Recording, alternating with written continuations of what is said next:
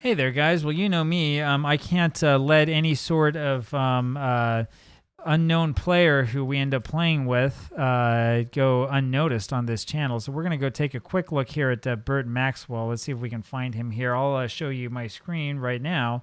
There it is. And we have a 1908 Athletics loaded up here. I haven't even gone to take a look at Bert.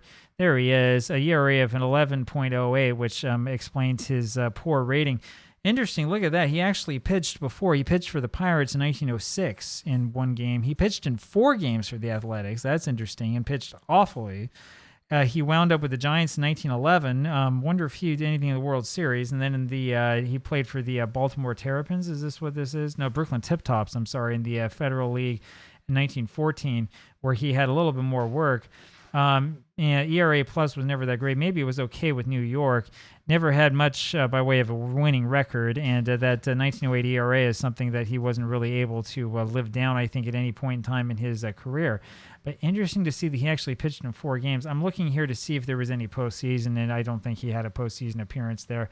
We're not going to look at the player info or any of that stuff. What I really want to look at is where did he pitch in 1908? How did he do? When did he come in?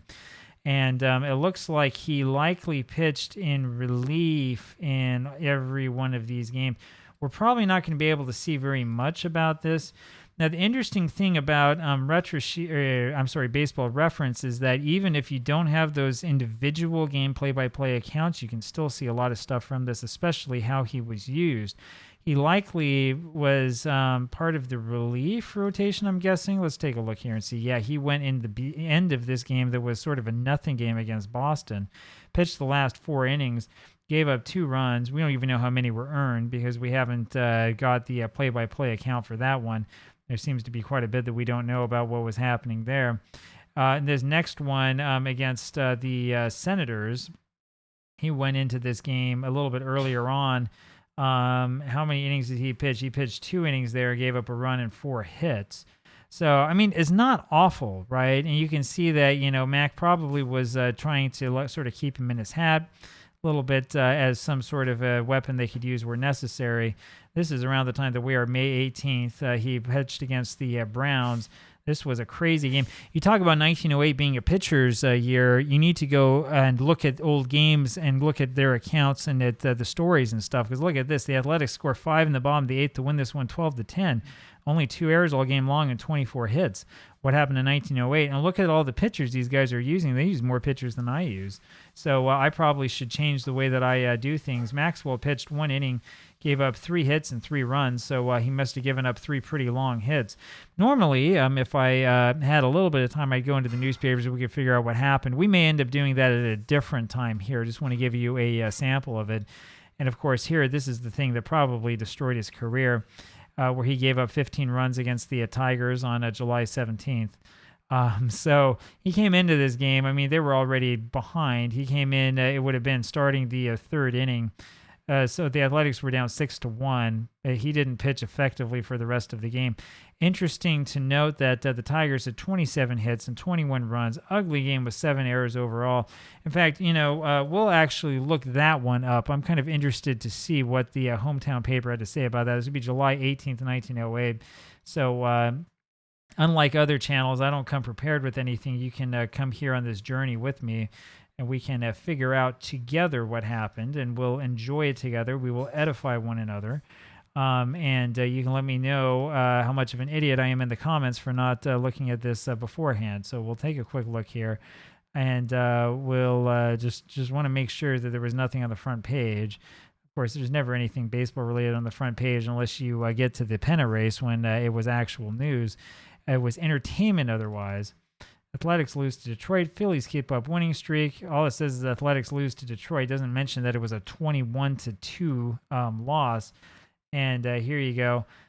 Jump combined, delivery of Vickers, Slits, and Maxwell for a total of 42 bases. Man, biff, bang, boom, likewise, bingo, also kerplunk, crash, and swish. Everything that occurs to your memory to suggest the sound of the impact of the ball against the bat. Think of it, ye loyal rooters. 27 hits for a total of 42 bases in this year of baseball enlightenment and advancement, 1908. and then 21 runs. Doesn't that recall the good old days of the Eurekas and the Haymakers? All these things and more came to pass during the second controversy between the Detroiters and the Athletics yesterday afternoon.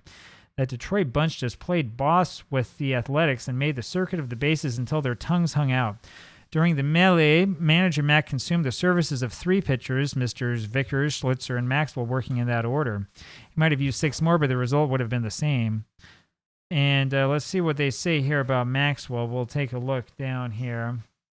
Maxwell, who was sent to the rescue in the third, started off in great shape, striking out Downs and Summers, but then to show his versatility, he walked the next 4 men in succession. Man, I love the sarcasm. McIntyre scoring. He walked 4 men in a row. The fusillading was resumed in the fourth. Coughlin walked and was sacrificed to second by Schmidt. Downs wrapped out a double, and Summers contributed a single. There was a slight intermission in the shape of McIntyre's fly to Murphy. Then Schaefer singled, Crawford doubled, Cobb singled, and Rossman cleaned up with a triple, 6 runners going over the pan. There was nothing doing in the way of run getting in the fifth, but in the sixth, another run was added to the juicy total on bases on balls, given McIntyre and Schaefer, Crawford's single, and Cobb's double. There was a resumption of the large doings in the seventh. With Coughlin down, Schmidt singled and Downs doubled. Schmidt struck out and McIntyre was safe on a fumble by Davis. Schaefer doubled and Crawford and Cobb tripled, the latter being caught at the plate trying to stretch his hit into a homer. Wow. 5 more runs were extracted from this combination. A wild heave by Barry and doubles by Coughlin and Suggs yielded the last 2 in the eighth. While the Detroiters were compiling their 21, the Athletics put together a lone pair. In the first, Eddie Collins singled and stole second. Davis hit to Schaefer, who made a wild throw to Coughlin to head off Collins. Davis stole second, and on the throw down, Collins counted. Collins counted. He scored. Hartzell's triple and Eddie Collins' double produced the other run in the seventh. There were 6,185 people there to watch that one. 2 hours, 15 minutes to watch Detroit run around the bases over and over and over again. Must have been fun to watch them fly. Interesting stuff, and not much more about this, but yeah, you can see why they got rid of him. I'm just looking here quickly to see bases on balls. Yeah, first base on called balls is what they call that. Here, I'll zoom in here so you can see it. First base on called balls off Maxwell 7. He walked 7, but it looks like he walked them all in bunches. Man, oh man. So there you go. That's the history of Bert Maxwell, at least in 1908. What a sad way to go out. And there you have it. I'll probably do a little bit more research on him later on. You know, I can't let any of these unknown guys go by unnoticed, but that's the way that one worked out. Thank you for joining me for this, and I'll talk with you again tomorrow. Bye-bye.